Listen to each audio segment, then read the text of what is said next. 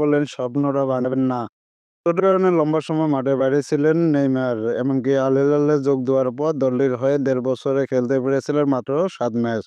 শেষ পর্যন্ত Al Hilal তাকে ছেড়ে দিলে নেইমার ফিরে আসেন শৈশবের ক্লাব সান্তোসে। ব্রাজিলিয়ান ক্লাবটির হয়ে মাঠে নেমে ১ মাসের মধ্যে ৭ ম্যাচ খেলা হয়ে গেছে তার। তার মধ্যে ৬টিতে তিনি একাদশে শুরু করেন, অন্যটিতে নামের বদলি হিসাবে।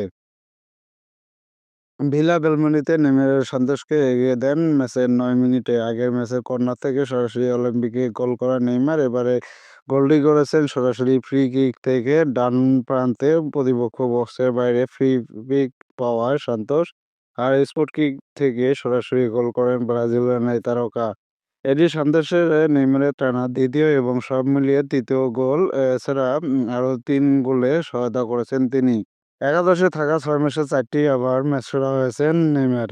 সর্বশেষ ম্যাচটি ছিল আজ সকালে ব্রাগান্তিয়ার বিপক্ষে ক্যাম্প ন্যুতে পলিস্তার কোয়ার্টার ফাইনালের ম্যাচটিতে সান্তোস জিতেছে ২-০ গোলের ব্যবধানে। দলের হয়ে প্রথম গোলটি করেন নেইমার, অন্য গোলটি জোয়া সামিতের। লম্বা সময় মাঠের বাইরে থাকা নেইমারের কাছে এমন দুর্দান্তভাবে ফেরাটা স্বপ্নের মতোই মনে হচ্ছে। আজ ম্যাচ শেষে ইনস্টাগ্রামে নিজের একাধিক ছবি পোস্ট করেন তিনি।